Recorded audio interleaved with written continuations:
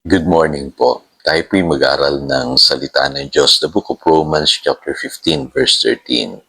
Puspusin nawa kayo ng Diyos na siyang bukal ng pag-asa at naway pagkalooban niya kayo ng kagalakan at kapayapaan sa pamamagitan ng inyong pananampalataya upang mag-umapaw ang inyong pag-asa sa pamamagitan ng kapangyarihan ng Espiritu Santo.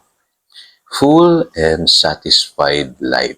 So, isa po sa kalooban ng Panginoon sa ating mga Christians ay maranasan natin yung full and satisfied life. Ano po? Kasi sabi po sa Colossians chapter 2 verse 10, kaya't kayo'y ganap na sa pamamagitan ng inyong pakikipag-isa sa Kanya. Ngayon, mahalaga po na makita rin natin dito sa mga verses na ating babasahin ngayong araw na ito, nakalooban ng Diyos na tayo'y mapuspos o mapuno ng pag-asa, kagalakan at kapayapaan upang ma-share din po natin ito sa ibang tao. Ano po? Ngayon, talakayin natin ano ba ang sanhi ng maraming disappointment sa buhay. Ano po? Unang-una po yung emptiness. Ano po? Napakahalaga na makita natin ng isang tao kapag siya ay hiwalay kay Kristo. Siya yung binabanggit po rito sa Ephesians chapter 2 verse 12 na without hope and without God in this world. So, nakakalungkot po yung kalagayan na yon. Ang pakiramdam po nun ay parang laging merong kulang sa iyong buhay. Pinipilit mong hanapin ito at hindi mo matagpuan. Kasi totoo po yung sinabi ni Solomon sa Ecclesiastes chapter 1 verse 14. Nakita kong lahat ng gawa ng tao sa mundo ay walang kabuluhan. Ito'y tulad lang ng paghahabol sa hangin. So, yun pala ang kalagayan ng tao, ano po, para tayong naghahabol sa hangin. At si Solomon, napakatalino niyang tao para sabihin po ito. Napakarunong po niya kasi sa Biblia, siya po yung pinagkalooban ng karunungan ng Diyos. Ano po? Pero nasabi niya, nakita kong lahat ng gawa ng tao sa mundong ito. Pero ang sabi niya, lahat ng ito'y walang kabuluhan. Napapagod ka lang at higit sa lahat, hindi mo nararanasan yung totoong happiness. Ano po?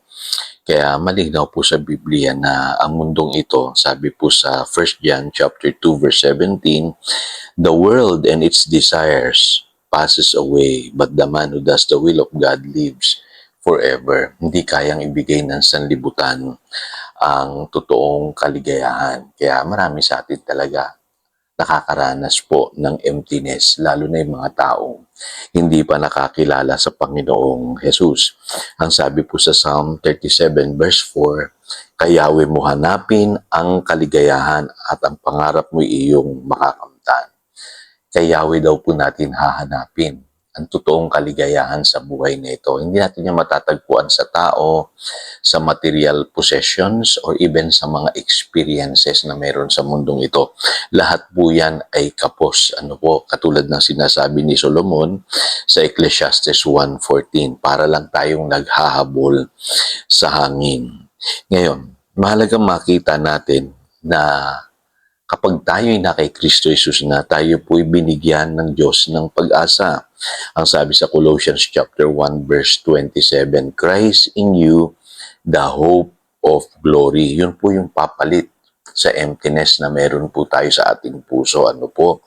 Kasi sabi po sa Romans chapter 5 verse 5, hope does not disappoint us because God has poured out His love into our hearts. So, hindi tayo i-disappoint ng pag-asa, no po, ng hope na ibinigay ng Diyos sa ating mga puso nung tayo po'y kumilala sa ating Panginoong Hesus bilang ating Lord and Savior. Kaya masasabi natin talaga na nasumpungan natin yung tunay na makakaalis ng ating pagkauhaw. Ano po, kasi sabi ng Panginoong Hesus sa John chapter 7 verse 37 to 38, kayong mga nauuhaw ay lumapit sa akin. At ang sabi po, mula sa puso ng nananalig sa akin ay dadaloy ang tubig na nagbibigay buhay. Yun naman pala ang tinutukoy ng Panginoong Hesus. Kailangan mapuno po muna tayo bago natin maibigay sa iba yung mayroon po tayo. Kaya tamang-tama po yung verse natin kanina, ano po, sa Romans chapter 15, verse 13, ang sabi diyan, may the God of hope fill you. Pupunuin muna tayo ng Diyos with all joy and peace as you trust in Him so that you may overflow. Yun po ang purpose to po. Kaya tayo pinupuno ng Diyos para tayo po'y mag-overflow with hope by the power of the Holy Spirit. Napakagandang katotohanan mga kapatid, ano po, na ang Diyos pala, siya ang mag-aalis ng emptiness sa ating puso at tayo pupunuin niya upang tayo yung mag-umapaw at maging source din ng pag-asa sa buhay ng maraming tao. Kaya ganun po ang buhay na full and satisfied. Naintindihan mo kung bakit ka naririto sa mundong ito at naiintindihan mo yung malalim na purpose ng iyong buhay.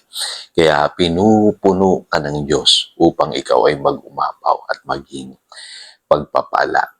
So tayo po'y manalangin. Dakilang Diyos, salamat sa mga katotohanan ito. Dalangin ko po na sa araw na ito maraming makasumpong ng pag-asa na ipinangako mo sa iyong salita. Kasi ang sabi mo nga po, hope does not disappoint us. Ito po ang mag-aalis ng emptiness sa aming puso at kami mapupuno mo ng iyo pong kapayapaan, kagalakan upang kami mag-umapaw at maging blessing din sa buhay ng ibang tao. Salamat sa mga katotohanan ito. Purihin ka. Itong aming panalangin in Jesus' name we pray. Amen. Again, ito si Pastor Jojo nagpapaalala upang daluyan tayo ng pagpapala. Manatili tayo sa kanyang salita. Good morning.